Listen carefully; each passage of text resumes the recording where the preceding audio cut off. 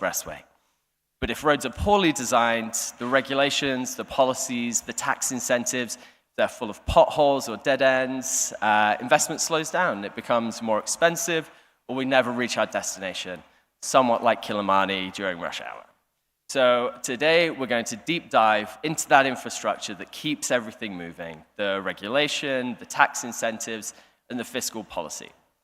So for our keynote this morning, I'm absolutely honored to introduce Dr. Anne Omambia, the Deputy Director for Programs and Partnerships and Coordinator for Carbon Markets at NEMA. Dr. Omambia is a globally recognized climate scientist, is a senior leader in the environmental space here in Kenya, as well as regionally and globally, and we have her here with us today. So a round of applause, please, for Dr. Anne Omambia.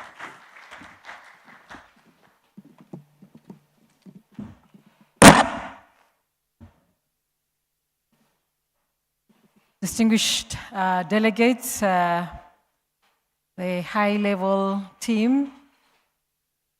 Good morning, ladies and gentlemen. Good morning. Jambo. Habari ya asubuhi. I'm trying to warm you up. I know it's Sabasaba, but we are in a good space. Thank you very much, Mr. Rikesh, for the introduction. And on behalf of the Director General, Dr. Mamo Boru Mamo, Director General of NEMA, it is my honor to give his remarks this morning. And as has been shared, yes, I work in the climate change space. It's close to 22 years now, and I'm grateful for the journey. So I'll read his speech as is, and where needed, I may throw in a few things because I coordinate climate change actions for NEMA. Distinguished guests, delegates, colleagues, partners, ladies and gentlemen, it is indeed a great honor to be invited to speak in this important summit about one of the most pressing challenges of our time, and that is financing climate adaptation in Africa. Just to introduce the environment agency where we work, the National Environment Management Authority is a state corporation established by an act of parliament known as the Environmental Management and Coordination Act, CAP 387, and we have a very broad mandate, more like a general manager than an organization. The mandate is to coordinate all matters that relate to the environment and to also advise government on environmental policy. With such a broad mandate, therefore, we have various regulations that govern the management of the environment in its totality, from the biosphere to the atmosphere and to the geosphere. The regulations are about 15 and they're available on our website. But specific to climate change, NEMA has 4 key mandates that are of global significance. The first being, we are the national implementing entity to the Adaptation Fund. We are also the direct access entity to the Green Climate Fund. We are also an implementing entity to the Global Environment Facility, and on carbon markets, we are the designated national authority on carbon markets under the Paris Agreement and all other markets. So that's a very broad mandate on climate change. So currently, we are implementing 4 projects in relation to this mandate. And as I was coming in this morning, I was happy to see a flash on my emails, and it was a great news that we had won a technical assistance through the Adaptation Fund and the Climate Action Window. So those who recall that call of proposal, NEMA has just taken in the basket, and we are grateful. So as an entity, thank you very much.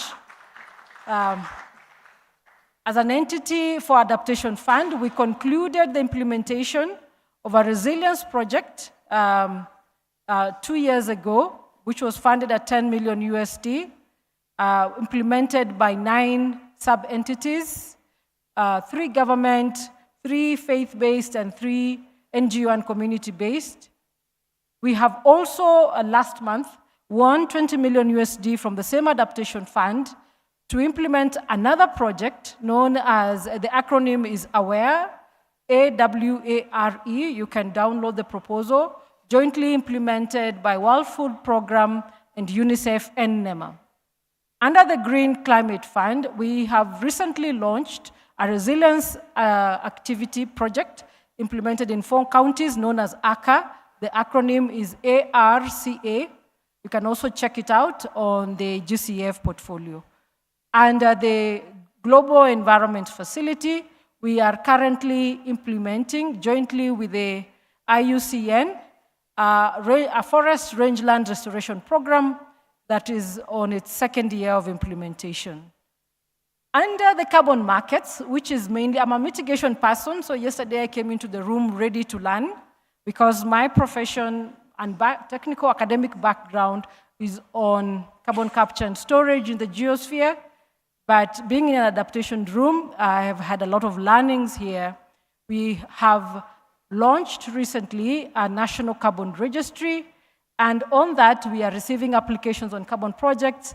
Kenya had existing before the Paris Agreement 400 carbon projects, both in the voluntary carbon market space and the Kyoto Protocol Clean Development Mechanism. And currently, under the Paris Agreement and the voluntary carbon market space, we have 100 new applications at concept stage. A few have progressed to mitigation activity design stage. So against that background, I'll go back to the speech and say that across Kenya, we are aware of the vagaries of climate change, the prolonged drought. We have a predicted El Nino coming. Of course, it will be reinforced due to the climate change effects, and we hope that in our resilience building, as we talk about investments here, that we have that in mind. And thank you, Dr. Lukorito, for bringing out the climate information services, which are a bedrock of a resilience building. Without responding to climate information, then all adaptation investments are in vain. Despite all that, Kenya, of course, like other African countries, we contribute very little to the problem that we call climate change, and that disproportionate impacts are affecting our ability to implement our national agenda. The cost of inaction, however, measured in economic losses and human lives, as it was well put by the king present in the room, and the social instability and loss of opportunities and development is staggering. So in that regard, I know quite a number of reports and analyses are released each year. The UNEP is famous for its adaptation gap report, which creates the funding gap. The Global Center for Adaptation estimates that a minimum of 70 million USD is needed per year for adaptation actions. And for us, only currently about 14.8 billion in 2023 was flowing for resilience building, for food security, and sustainable development. Recalling what was mentioned here yesterday, that adaptation is all about food security, and recalling the preamble of the convention, the United Nations Framework Convention on Climate Change, which says that we shall do climate actions without jeopardizing the ability of food security as one of the key issues. So indeed, resilience is all about ensuring that there's food on every citizen or every person's plate in the globe, at the same time that they are able to earn their livelihoods and go about their lives. Kenya's adaptation finance needs are estimated in our NDC at 62 billion between 2020 and 2030. That's approximately 6.2 billion per year. But in the recently read budget, I can share that Kenya allocated 124.8 billion for just approximately, that is Kenya shillings, which is approximately 960 million USD for the broad basket of the sectors that are known as environment, climate change, and natural resources, therefore falling far short beyond the domestic resources required for financing adaptation. But I was told here to speak about alignment of environmental governance and physical policy and investments frameworks. So to close in the financial gap, we must therefore mobilize resources from multiple resources and pathways. This was said here yesterday. And just to belabor the point is that our country's fiscal policy and investments frameworks are very broad. I hope that the National Treasury is in the room to talk about the sovereign bonds, the green finance instruments, the green fiscal policies that have been put in place, and the functions that the Climate Finance Unit of the National Treasury has been doing with regards to resource mobilization, including the award-winning Financing Locally Led Climate Action Program that has mobilized quite a lot of resources for adaptation in the 47 counties of Kenya. So why should we bother about ensuring that there is coherence and the synergy between environmental governance, fiscal policy, and investment frameworks for adaptation? One, because environmental governance sets the rules, the institutions, and accountability mechanisms for climate action. Investors don't fund ambition. We learned this yesterday. So therefore, the fund certainty and the law therefore gives the certainty. Especially in carbon markets, project developers were always saying, we want clarity, and so therefore we put in place the Climate Change Act with a governance framework, the markets regulations, the trading regulations, the non-market approaches, which Dr. Joyce Kaino, my colleague, spoke about here yesterday, provide the certainty that is required on the regulatory frameworks because government is an enabler. The fiscal policy also determines how public funds are raised, how they are spent, and they shape the national priorities. Investment frameworks are useful to mobilize private and international capital, ensuring sustainability beyond government budgets. Kenya's environmental governance framework is very robust. The national legislation, the county level, and the fiscal innovation space, which the private sector spoke elaborately here about. Our constitution is a green constitution, as we call it. It has embedded the right to a clean and healthy environment into the Bill of Rights. So the way you have the right to life, the right to picketing and other rights, one of your key rights is the right to a clean and healthy environment. But that right has a rider. It says you also have the responsibility to keep it so, and you have the responsibility to coordinate and partner with government in ensuring that that right is preserved. Further, sustainable development is embedded, and in the climate change space, especially the carbon market space, several principles of environmental governance are invoked, including the polluter pay principle. And for the young generation, recently they have made us invoke and actually practice it. It has always been there in environmental management, the inter- and intragenerational equity of environmental governance. As we do adaptation initiatives, we have to put those principles in place, noting that as we build resilience, we are building for future generations, which is the intergenerational bit, but on the intragenerational bit, as we gain from the environment, we have to cooperate and ensure that aspects of gender, age, children, youth, persons living with disabilities, the marginalized are also included as we do our investments frameworks. So in terms of fiscal and investment integration, there are several pathways that we need to achieve and desire alignment, including green budgeting, that is embedding climate and environmental priorities in national budgets. Kenya's medium-term plan is climate mainstreamed. It has an explicit climate chapter and also climate actions run across the medium-term plan 4. Further, the green coding, which we do in the fiscal budgeting to ensure that funds that are allocated to budgeting are identified and recorded, such as finance mobilized, finance that has been gained towards adaptation, knowledge management, technology transfer, training, and mitigation.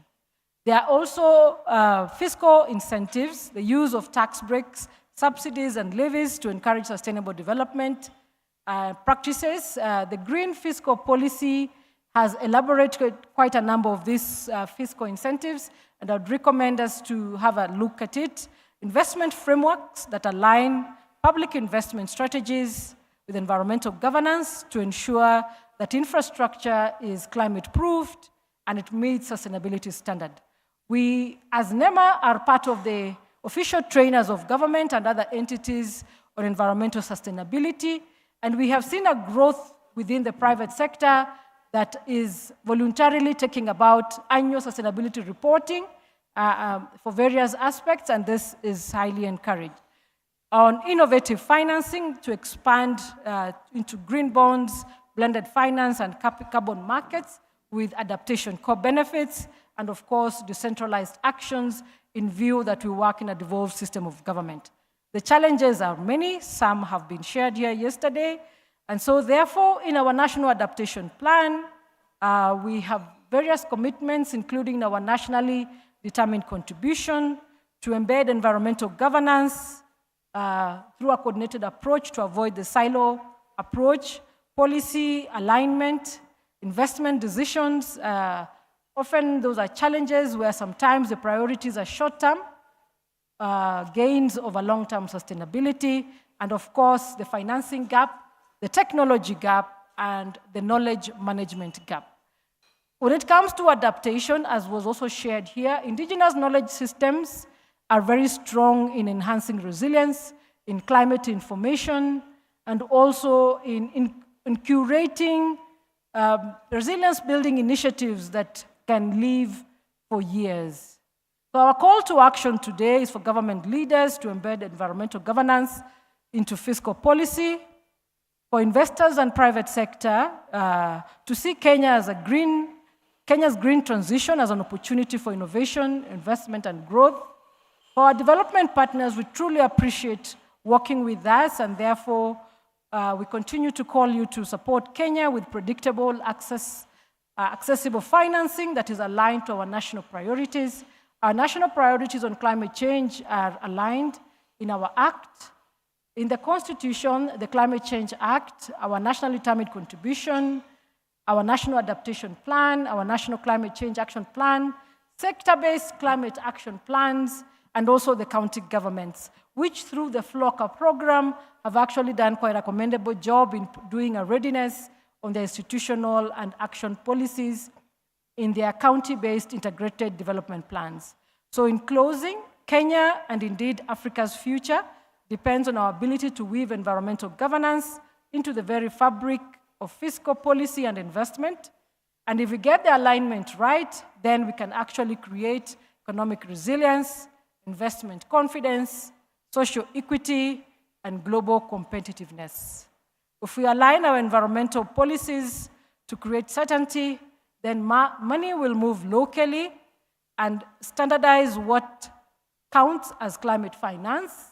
Again, back to the definition of what climate finance is, and we can shift the vulnerability into an opportunity, because indeed vulnerability is not permanent but transient, and we have the opportunity here and elsewhere to move to resilience.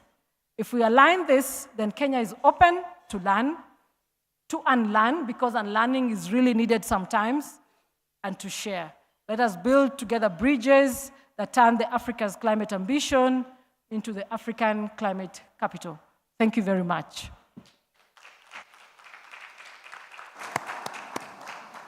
Excellent. Let's go from here.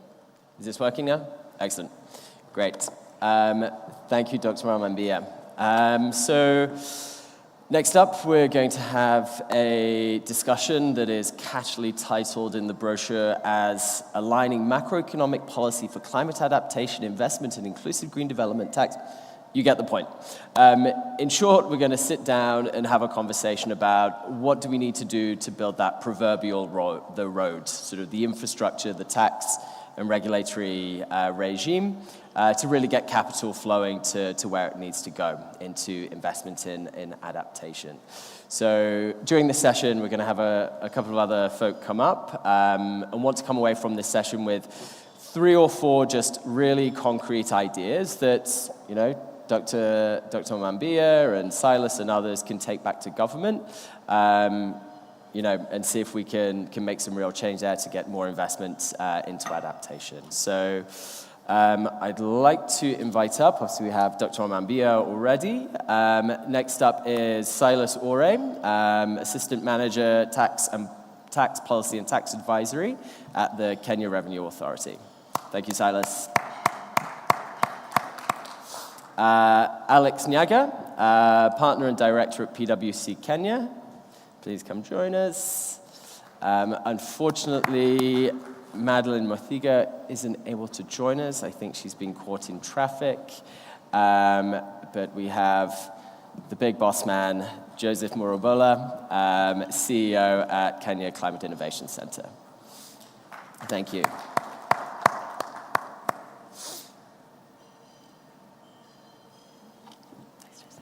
to see you. Morning. Try to take down the end.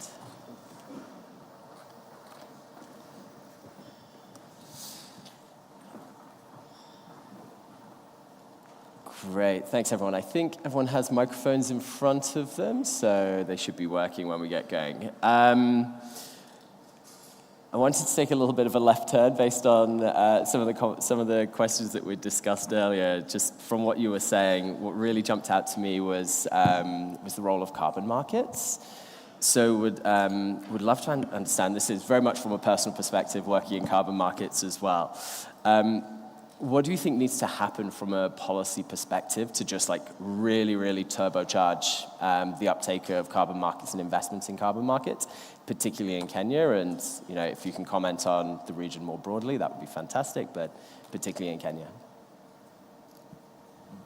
Thank you very much for that. I didn't unpack the carbon markets regulations because I felt that we were in adaptation space, but Kenya has one of the front runners in terms of the readiness for the institutional, policy, and regulatory frameworks in Africa.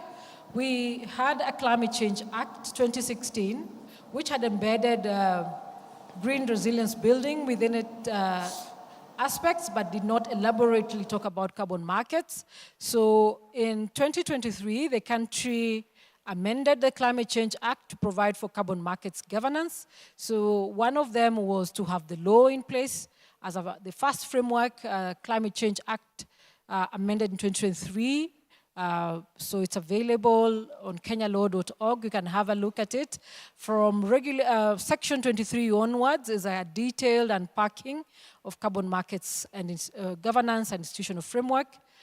Then with that, the same act requires that to operationalize carbon markets in Kenya, to provide the policy and stability required, we needed to have regulations. So the act provides for 4 subsidiary regulations, and 2 of them are in place. The first being the Carbon Markets Regulations 2024 that sets in motion how a project can be developed, what steps you need to go, and the necessary requirements.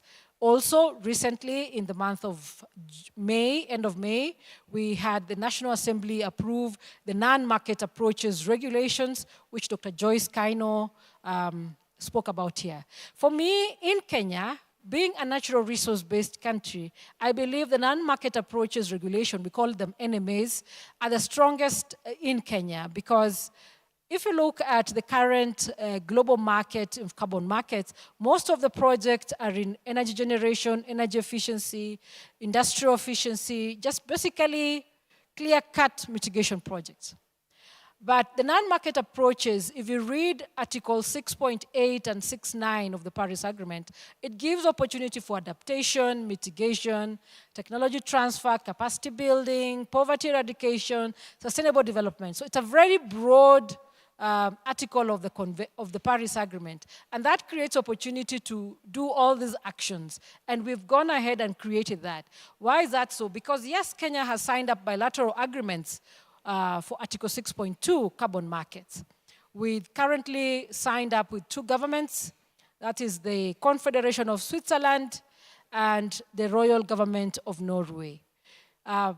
Under negotiations with the Republic of Singapore, the Republic of Korea, we've just initiated with, the Royal Government of Sweden. So we've just begun with Norway in June. It's very preliminary. The bilateral agreements, if you look at them, because they are all available online, the implementation agreements, they are strong again in energy efficiency, industrial efficiency, waste to energy. But in addressing mitigation and also to seek opportunities for resilience building, we must go into the nature-based sector, which many bilaterals don't buy carbon credits from. Again, it's because of the historical issue of non-permanence. But we can see that the Paris Agreement supervisory body is improving methodologies. We're improving how to account for leakages and resilience. And so Kenya has the frameworks. We have 2 draft laws pending approval on trading and on the registry. But we have our registry up and running. Also, we have NEMA, which is the DNA, the institution. We also have the ministry, which is the institution where Dr. Joyce sits from, Climate Change Directorate that manages the carbon budget. We also have the Climate Change Council, and we have a technical committee, multi-sectoral, that reviews the applications. So as government, the enabling framework is there. We now call upon project developers to develop projects aligned to national priorities, sustainable development criteria, and of course, that actually yield high abatement, enhances environmental integrity, and delivers for the climate, and creates co-benefits for adaptation and other aspects. Thank you. Thank you, Dr. Ambia. So what I'm hearing is, Kenya's already doing a lot from a policy perspective, and it's largely in place. And Kenya really is out in the lead, and so it sounds like the call is to developers to get moving and get investing. The framework is there, ready for you to utilize. Fantastic. Silas, maybe to you next. Sort of somewhat related, from your position at the KRA, sort of trying to increase revenues and collections for the KRA and for the country is, of course, a persistent challenge and an ambition. But we also want to try and drive investments into resilience and adaptation. So, how do you see the tax system rewarding sort of investment in resilience, but without undermining, KRA revenues and sort of government revenues writ large? I know you got the worst question out of the lot here. Yeah, so thank you. Thank you so much, Mr. Rikesh. So I am Silas Oure. I work with the Kenya Revenue Authority. I work in policy and tax advisory. So basically, my work entails ensuring that the tax law aligns with the government priorities.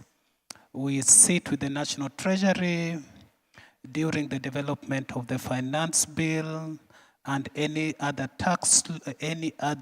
law that amends the tax laws.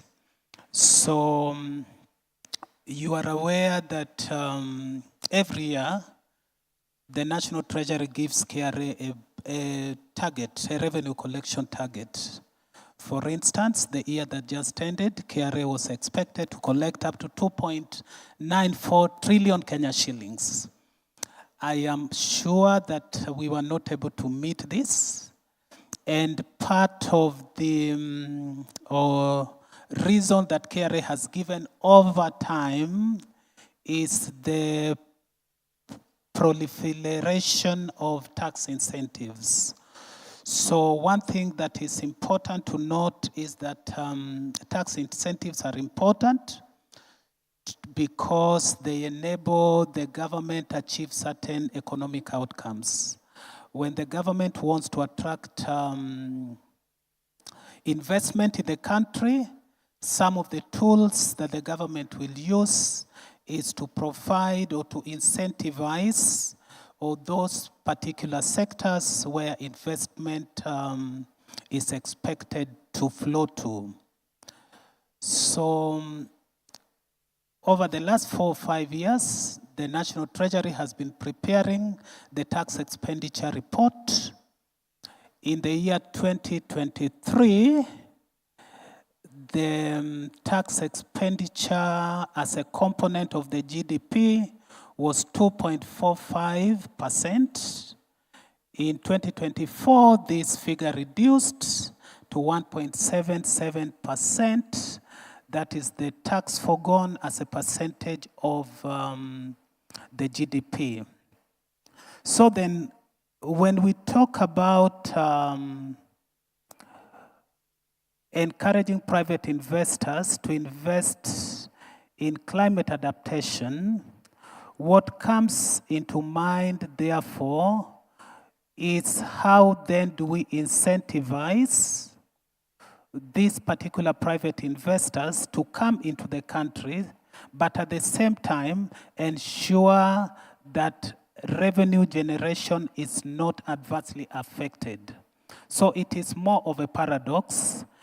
Or tax expenditure or rather tax incentives leads government to forgo revenue that the government requires in order to implement some of the projects and development projects that it has. So what is important, therefore, is how to structure these particular tax incentives to ensure that the government reaps the maximum benefit out of it, despite foregoing revenue. So then, some of the things that the government must therefore look at in order that the revenue base is not affected is to improve on the efficiency, the effectiveness, and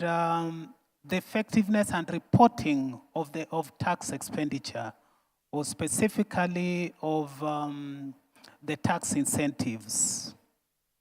One, we must ensure that tax incentives address specific barriers to climate adaptation. For instance, we know that there is high initial cost of investment in climate resilient projects. So the incentives must therefore be designed in a manner that these high upfront costs, which are barriers to climate adaptation, are actually addressed. Secondly, the government must ensure that tax incentives are tied to economic outcomes. For instance, we've always said that when an entity comes to the National Treasury to negotiate for preferential treatment in terms of taxes, then we would want to see corresponding economic benefits arising from those particular tax incentives. For instance, we would want to see that if tax incentives are given, then we must see a corresponding job creation, corresponding skills transfer. We must be able to see some economic outcomes out of those particular incentives. So this is one of the ways through which the government will be protecting the revenue base, but at the same time, the government will be ensuring that climate adaptation are incentivized. We must be able to ensure that we have sector or project-based tax expenditure reporting. We'd want to know that if climate adaptation is incentivized, then what amount of revenues are the government losing? Are the revenues commensurate with the benefits that the projects are actually giving to the country? So this can only be done if we have sector or project-based tax expenditure reporting. We must ensure that we look at the tax incentive framework comprehensively after a given period of time. The national tax policy says that there should be a comprehensive review of tax incentives after every 5 years. The reason why this is important is because certain tax incentives have existed in our laws for many years, and these incentives have not been taken up. So it is therefore important that a review is done so that incentives which do not serve their purposes are removed, and probably consideration for new incentives are considered. And finally, we want to see in the law provision for sunset clauses for certain tax incentives, so that we have a way of saying that after this period of time, then these particular tax incentives should actually come to an end. So if all these are done, then despite tax incentives leading to loss of revenue, then we will still be able to ensure that our revenue base is sustained. Thank you.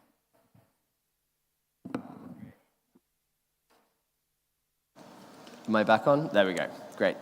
Thank you for that, Silas. Really appreciate that. So we've heard how why policy matters, and so wanted to move a little bit further into how those policies, incentives could really mobilize investment. So Alex, maybe I'll come to you next. And I think just conscious that we've been running a little tight for time today, we'll sort of try and keep answers a little more succinct. So, from your perspective, what kind of fiscal incentives are really going to influence investment from different kinds of investors? Recognizing there are DFIs and family offices, local pension funds. Sort of what needs to change in your mind to really see that capital flow into the space that we're hoping it goes to? Thank you for that question. Thank you for that question. Indeed, I think we're living in an age where the finance flows are changing. I think in the past, there's been a lot of reliance on development financing, basically from philanthropic donor aid, and we've seen that landscape is changing. And for that reason, then there's need to actually attract private sector to start financing some of these initiatives when it comes to green investments. But there's still some challenges that need to be dealt with then to create the incentives. So for example, I think my friend here has talked about a tax policy. We have a national tax policy and indeed review every 5 years. I think there are some good things in there. For example, when you talk about green bonds, the interest on that is exempt from withholding tax. So that's a good thing, and it can attract investments. We've seen other incentives, for example, like if you're investing through the Nairobi International Finance Center, then the tax rate is lower, it's at 15% rather than the usual 30%. So such tax incentives are very good to attract private sector. But I think the dilemma, and I think he's also mentioned, is how you balance between the incentive, the tax incentive, and the uptake of it, and also the lost revenue for the government. And I think there is where work needs to be done. We've mentioned that the national tax policy, the reviews should be 5 years.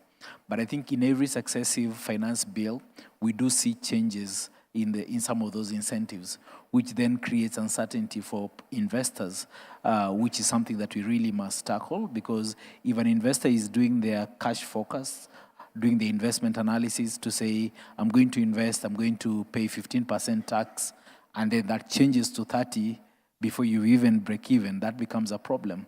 If you had a withholding tax break in your calculations, and then you do your investment, and then suddenly you have 15% withholding tax, and yet before it was not there. I think in this year's finance bill, we did see items moving from zero rated to exempt status, which then makes the cost of production of some of those renewable energy products more expensive for the manufacturer. So such stable, predictable tax policy is very important for us to be able to attract investments, because some of them then, midway, you start getting worried. We've seen other incentives that the government has put in place, for example, in the energy sector, power purchase agreements. Those kind of forward-based contracts really help, because then you know who is going to offtake your power, if it's a renewable source, and you know where it's going to go, and you already have a price that is agreed upon. So that's very positive. But then we also have to think about the financing framework. Where do people get money to do these investments? So if you were to attract a private sector player to do those investments, then there has to be more affordable credit, for example. So banks, we know, as currently structured, offer loans at commercial terms.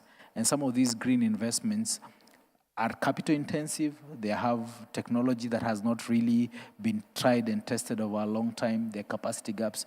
So those investors really face real hurdles. And if you then create an environment where they can access credit at a lower rate of interest, that can be positive. And that's where DFIs come in. So are they able to bring blended sources of finance so that then it's more affordable for these investors? They can partner with local banks, and the central bank can also help by creating a fiscal framework whereby green loans, for example, are more affordable, are cheaper than the other kind of brown loans. And this can create that incentive that then attracts people to invest in the sector. The other thing that we'd also want to think about is also at the implementation level. How you then get devolved government agencies or devolved government units to participate in this. How do they make it easier at the county level? Because you don't want to go invest in a certain county and then you find in that county they now introduce new laws that were not there when you were investing. So creating that wide devolved kind of a structure where you're regulating this thing so that it's not bound to different changes. And lastly, one of the problems we have is project preparation. Investors do not want to come and invest in something that is not, there is no feasibility study, for example, done on it. So they would have to spend a lot of money, maybe like, below zero. It's like an investment into doing a feasibility study that may turn out positive or not positive. They need to do an environmental impact assessment. They are not sure what the outcome of that will be. So this could be a sunk cost. So if, again, governments is able to invest heavily in project preparation facility, drawing in whatever little funds are left from development finance institutions, drawing in, I think our colleague from NEMA did mention other, like Green Climate Fund, etc., to create real project preparation facilities. We have a pipeline of projects that are well prepared.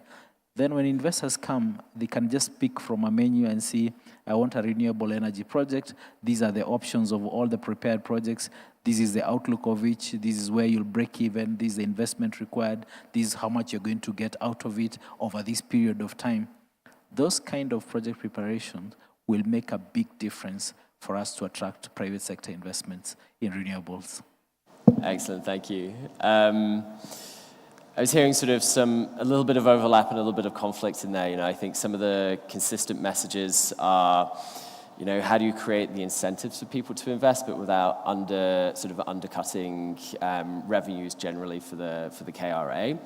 But then I guess part of it is, if we think more about growing the pie, to use a bit of a cliche, sort of growing the pie, you've got a bigger pie, if you take a smaller part of that, you still end up with more than you had before. So I think trying to find the balance between those and, companies and investors coming to the KRA to make the case of just like, hey, like, if you reduce this for us now, this is going to drive investment, it's going to create jobs, the pie is going to be bigger overall. But Alex, I think to your point around having predictability as well, that's just super, super important for businesses. If you're investing over a 5, 10, 15-year timeline, you just can't see the tax code changing year in, year out. It just sort of destroys profitability and confidence. I think one point I would maybe add to your last point around project preparation is we've seen so much of this the world over. And I think often there's this feeling or belief that, if we just do the work, people will come, people will find it. And I think it's a mistake that I think a lot of counties have made that mistake, and I know a lot of regions in China have made that same mistake. It's like, you've got to get out there and sell it, There are so many opportunities the world over. So I think doing that work up front is super, super important, but getting the right people in the room and pitching it to them so they know that exists, I think is sort of often that missing step. So I really appreciate those views. Maybe just moving on to the last question, and I think starting with you, Joseph. So we've talked a lot about tax incentives, policy reform. Let's say we implement all of these things, it all goes well. What does that economy look like in 20, 30 years' time, for adaptation investment? What does it look like here in Kenya or across the continent?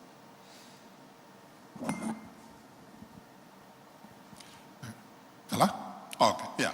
So I think in the context of what we are discussing, so which we are looking at adaptation and the incentives for adaptation, we need basically, I think, to to agree that for us to be able to project the future and then look at 2030 as you're mentioning, we need incentives, so to speak. And if we need incentives, that then crowd in catalytic finance. And if you are a catalytic financier, I think the framing has always been that you are a finance house or you're a finance person. But I think that needs to change. The entire conversation yesterday, I think it was agreed that if you are a catalytic financier, you look at your job not as that of a financier, but that of a market builder. So you begin to build market, so to speak.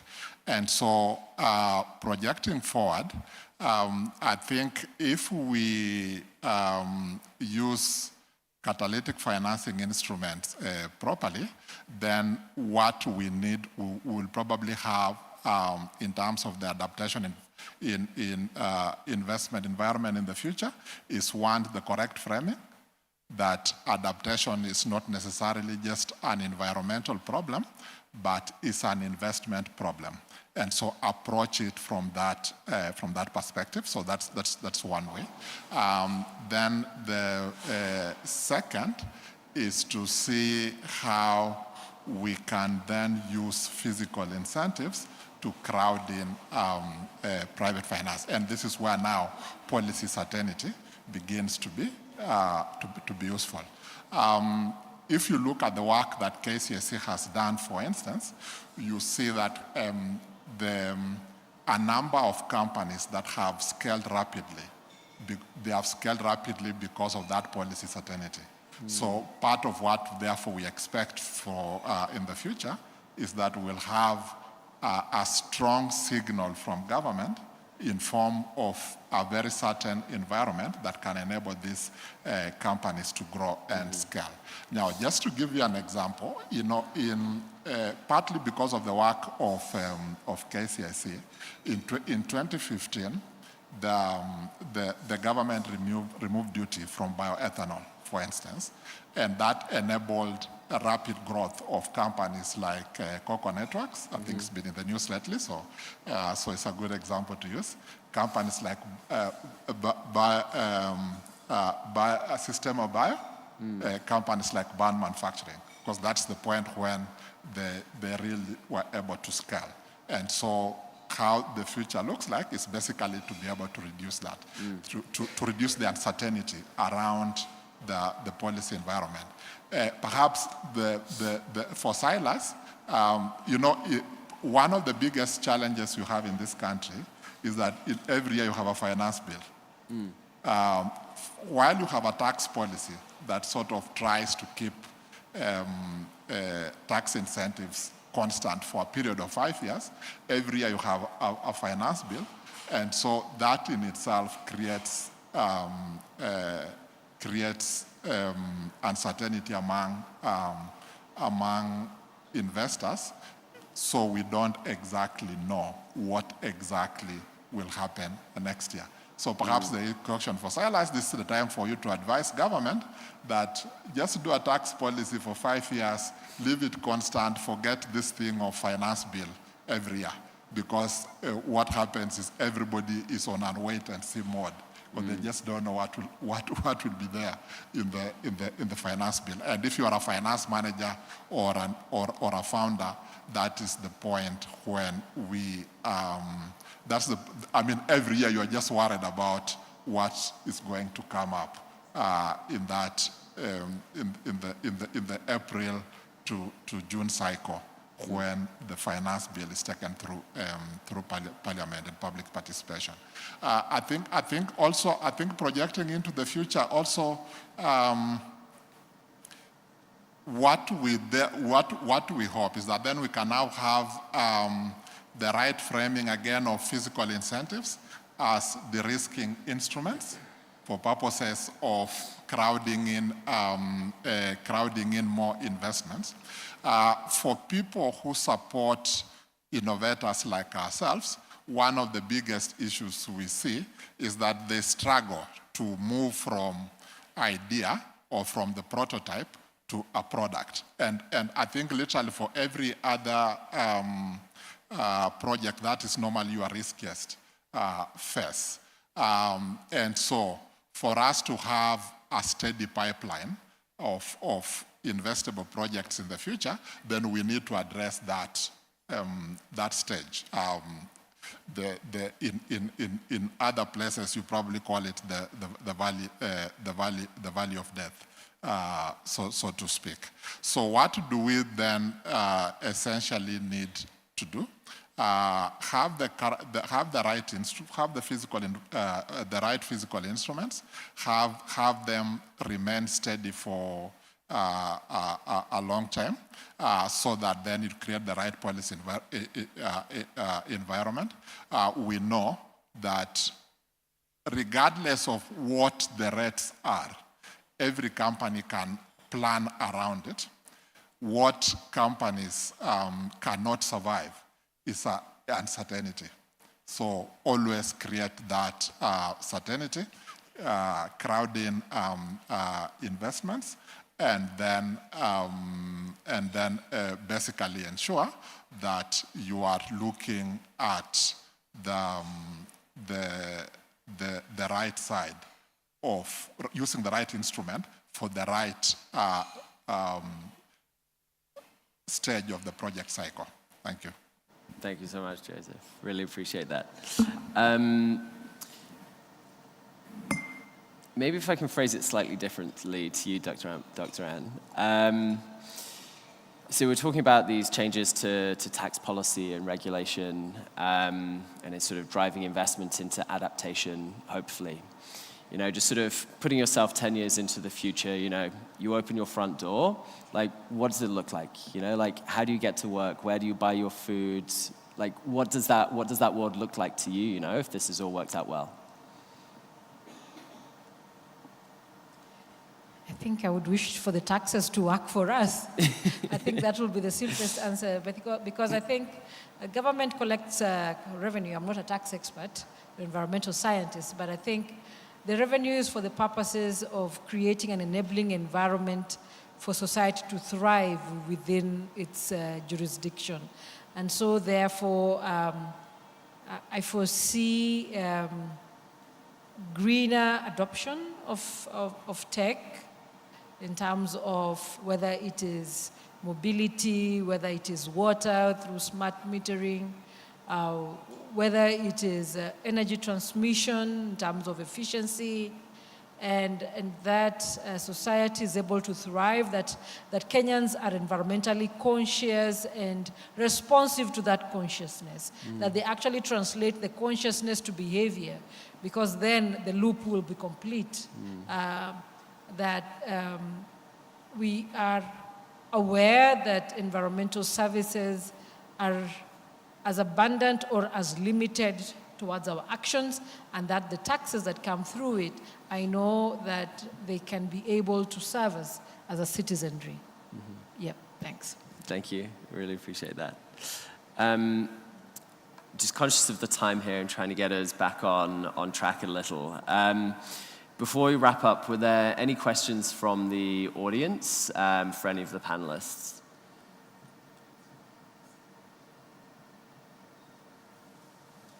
Yes, I see a hand up. Lady in the yellow. Do we have someone around that can help? Yeah. Oh. So take a mic. There we go.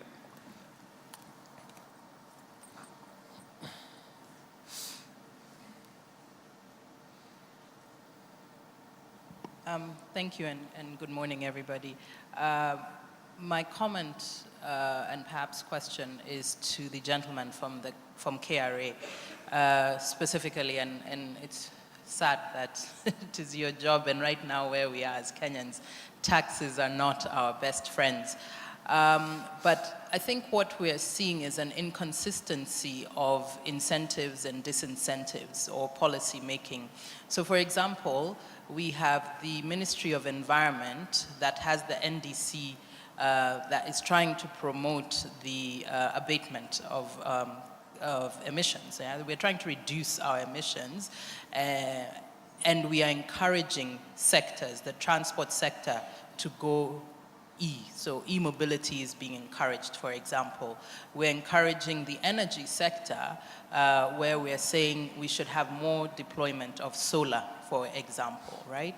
And we have all these wonderful policies, up to and including the green fiscal policy from the National Treasury that was established to bring in investors, to tell them, look, we have all these incentives.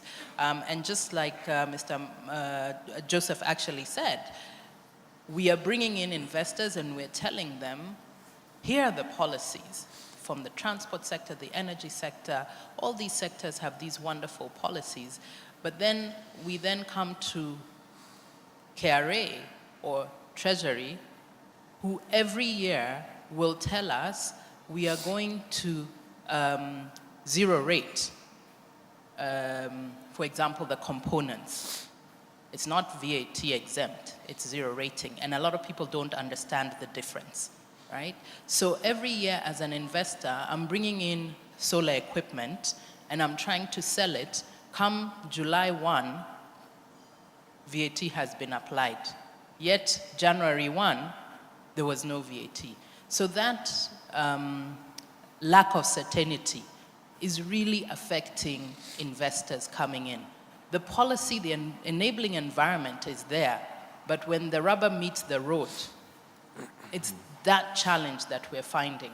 And you then find that countries like Rwanda, who will tell you for the next 10 years, there will be absolutely no changes in our tax policy when it comes to green investments, and they stick to that.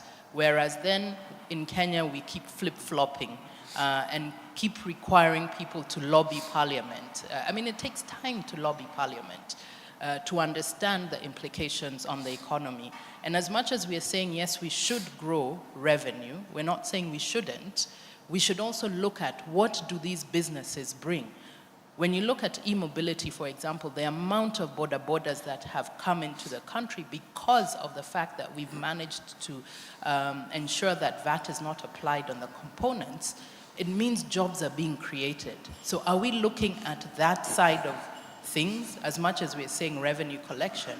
Are we looking at how many jobs are being created, how many businesses are able to flourish? Nowadays, I can be sitting here, I just get e-border, deliver things to my house, I buy something, deliver, so the business environment is growing and jobs are being created. And there is some revenue, there is some trickle-down revenue to KRA. So I think there is need to really sit, KRA and the various ministries, to really sit and understand, if we give this enabling environment, what does it mean for taxes, and can we hold these taxes? And also to remember that we're competing in East Africa. If Rwanda, Tanzania, Uganda decide 10-year, that cuts out anything we can do around manufacturing in this country and growing investments. Thank you. Thank you for that. That was great. Silas, do you want right to respond?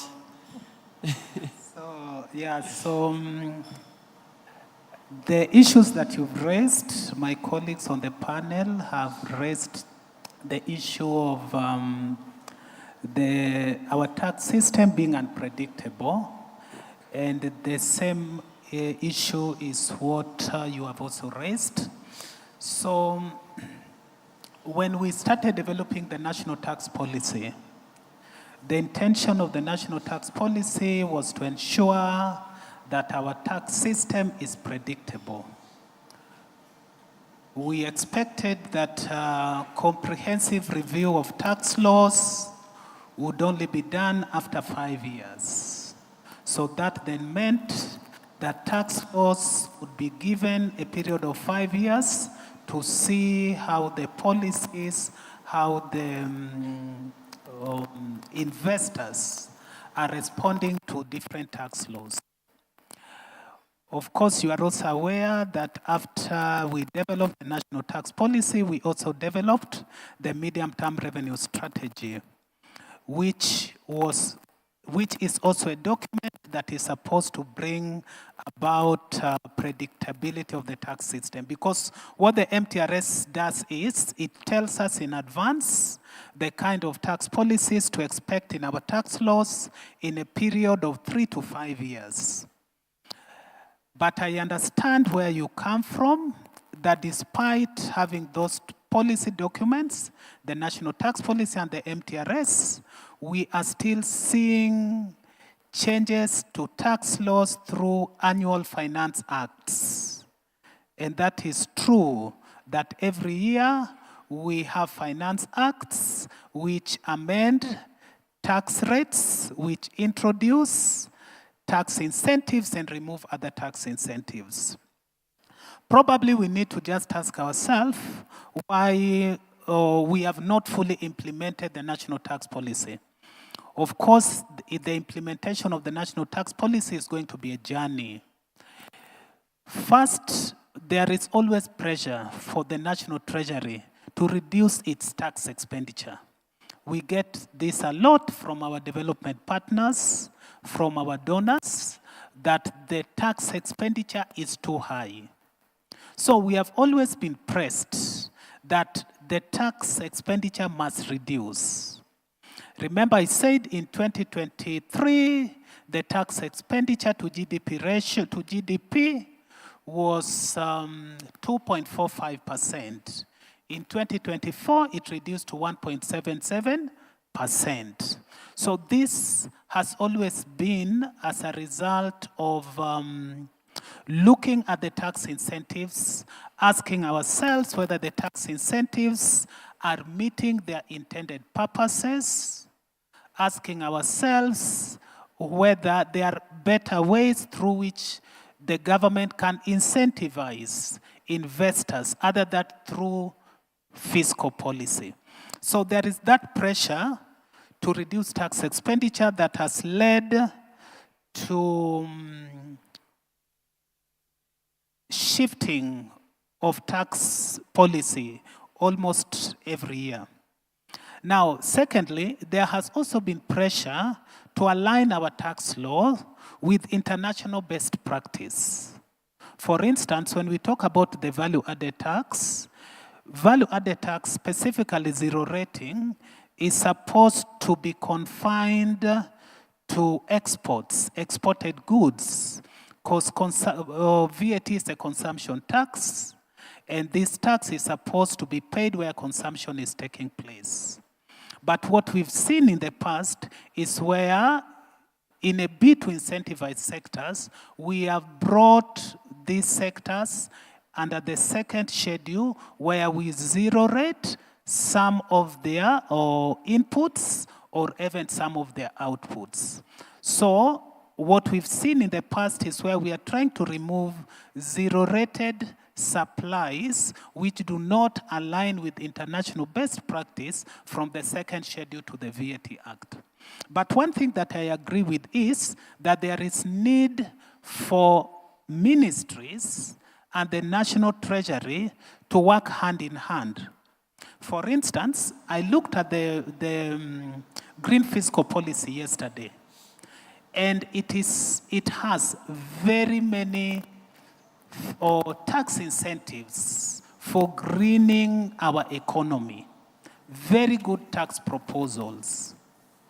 But if these proposals remain in the policy without having them in the law, because KRA implements the law, we implement the Income Tax Act, the Value Added Tax Act, the Excise Duty Act, among others. So if these good tax incentives remain in the policy without having them reflected in the law, then they will remain as proposals, but not as provisions of law to be implemented. So probably one of my takeaway, or rather one of my point for this event is to ensure that we lobby the National Treasury to ensure that what is in policy is actually reflected in the law. I know that the National Treasury and KRA are trying to ensure that changes to the law are not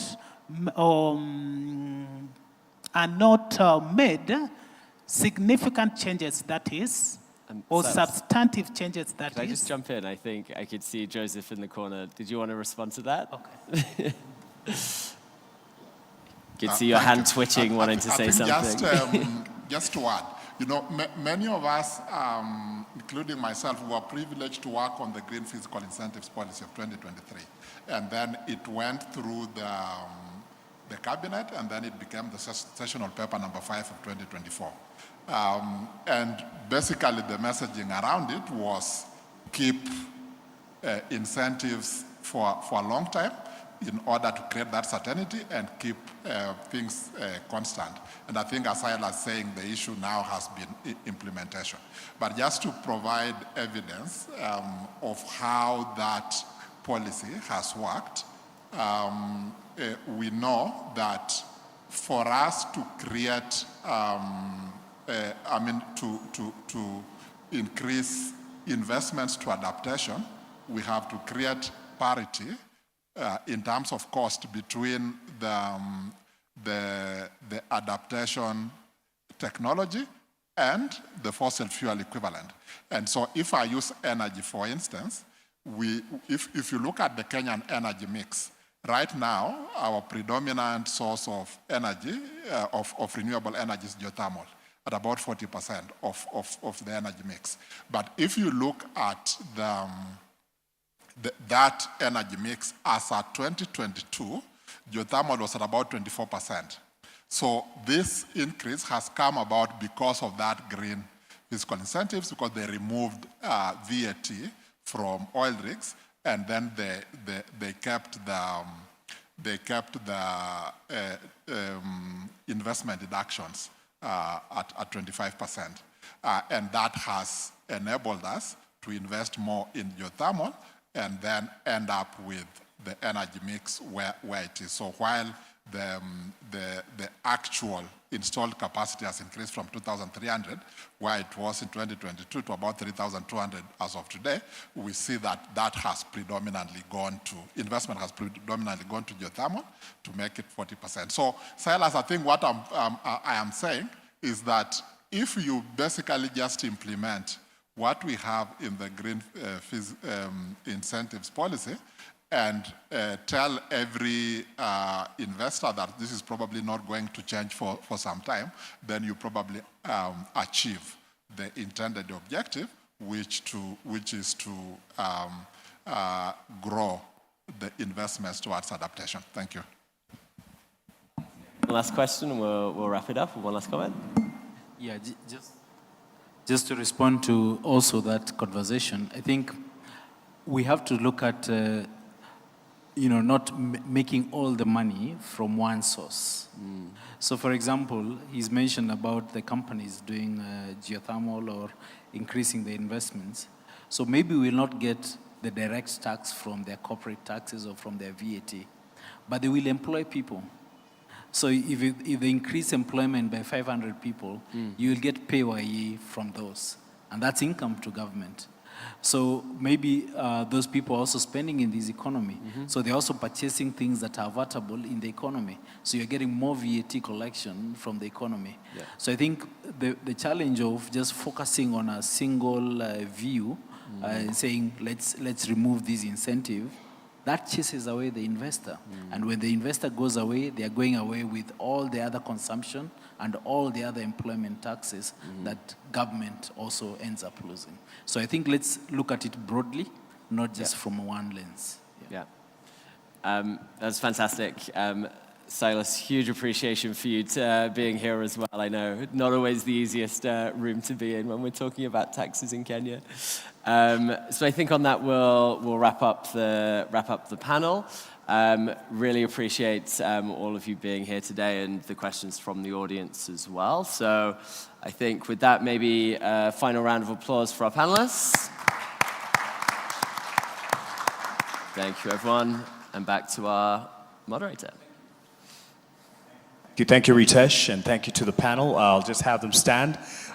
Just take a step forward so we can have a picture in appreciation for this first session of the second day of the Adaptation Investment Summit for Africa, and the insights that have been shared, just to see if there's any burning question which can go into the tea break that we're getting into.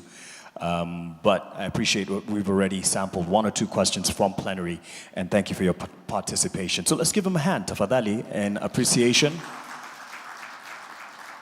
And we're now going to take a quick break into tea break, and I'd ask us to please head on to the exhibition area. So there's a gentleman who's going to be following me, and I'll try and get a quick look at what how far we can go into the exhibition area to show you what you would be seeing. We're about 30 showcases there from different organizations. So asante sana to the panel, and asante sana to Ritesh for that session. After the tea break, which is being served right outside here, we will be getting into the breakout session for the pre-lunch time and schedule that you have on your agenda. And this one will be in Victoria 1. So Victoria 1 will be this room. It'll be split in half. It'll be Victoria 1 and Victoria 2, the second half of this room. And in Victoria 1,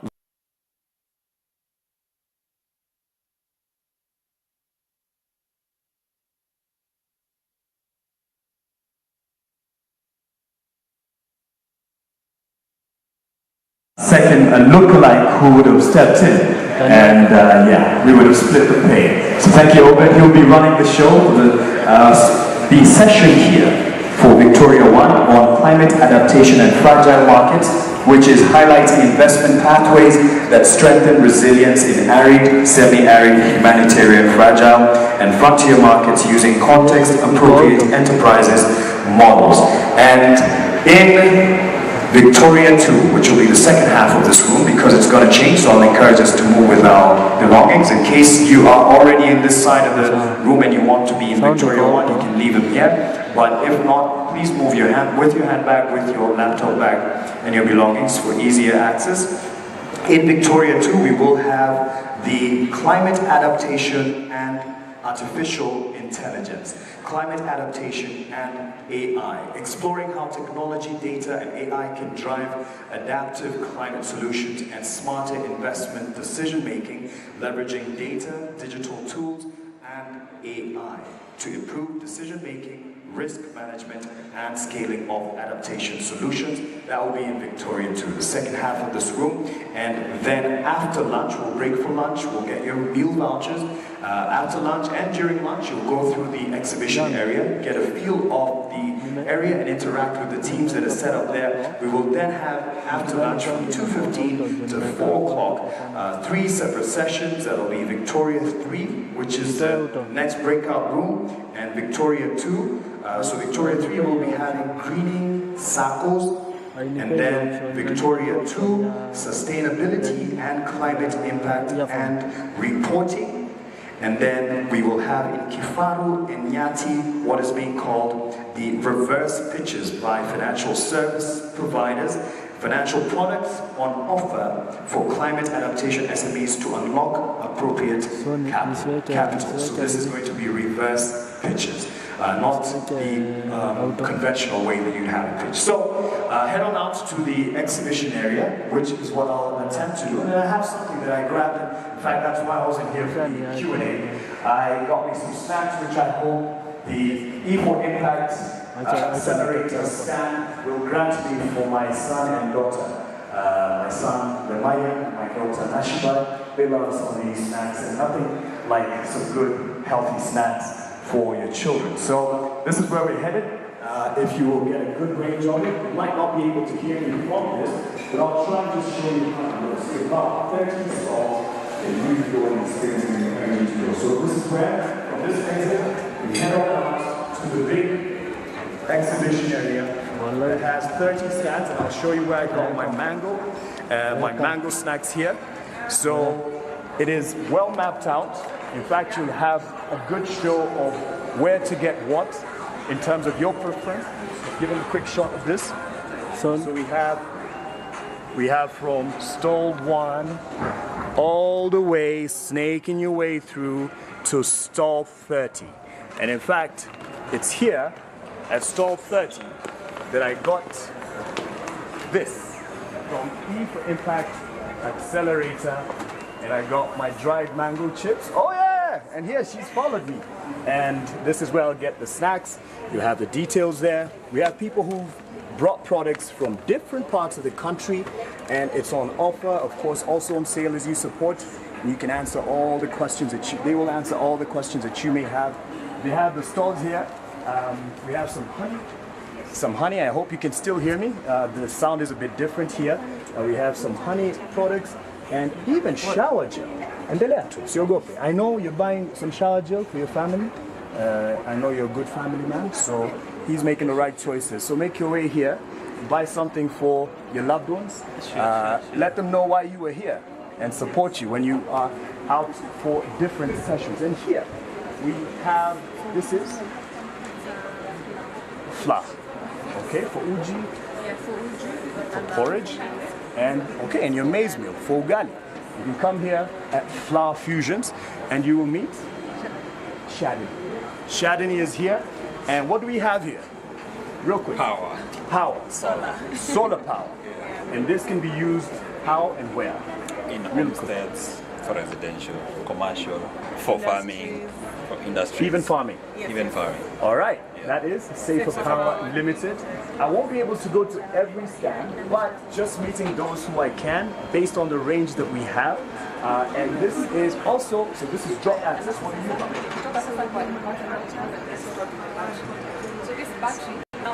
Solar powered portable refrigerators. That's what they manufacture. You can just open it for us, real quick, just so that they can see. Naweza pata hiyo shot hapo ndani. Kamani, my cameraman here, he looks like a young bachelor who likes to go out and about. This is a portable refrigerator, okay, and my boys, on your trip, you can utilize this one. And yes, this is what you have on offer. And you can show us here as well, SolarGen Technologies Limited. Real quick, what you're about? We do solar energy solutions for homes and businesses. Solar energy solutions for homes and businesses. At SolarGen, you meet? And Chebet is right here on this store. So yes, just a good feel of what you can see, and I believe they can still hear us back there. So we can head on quickly, unless wameenda kunywa chai, which they should. Welcome to tea. Asanteni sana. Mtarudia funashi pa Mayan, tafadhali. Head on out, come and experience. And this, ladies and gentlemen, is a book I have that has been autographed by the famous, if he may stand please, in the plenary room. He's called Joram Mwinamo, and he is a brilliant entrepreneur, and he shares his journey, the enterprise jungle. You can get your copy here, you can get it autographed. I've just seen him in the room, walk in, so make sure you get that as well. And gentlemen, what are you about? Real quick, 10 seconds. Who are you? We are business strategy experts, and this is Wales International. Wild International Business Strategy Expert. You have the questions? You're a Gen Z, right? Yes. He has even for the Gen Z and the Gen Alpha. But they work with all businesses. Gen Z, Gen Alpha, he has a business strategy for you. Come on in and experience.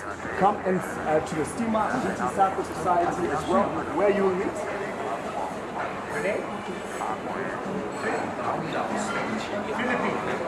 Yes, you'll meet Philippines. And now, this is where you'll get all this in terms of 30 stalls, 30 organizations. We'll answer all the questions that you have here at the exhibition area. Come on in. Some have come from as far as Bungoma, here in Kenya, just for perspective on the western side of the country.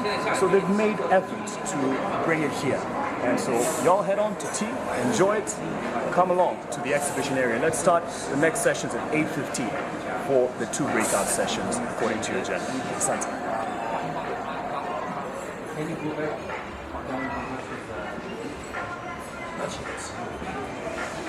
Asitoke.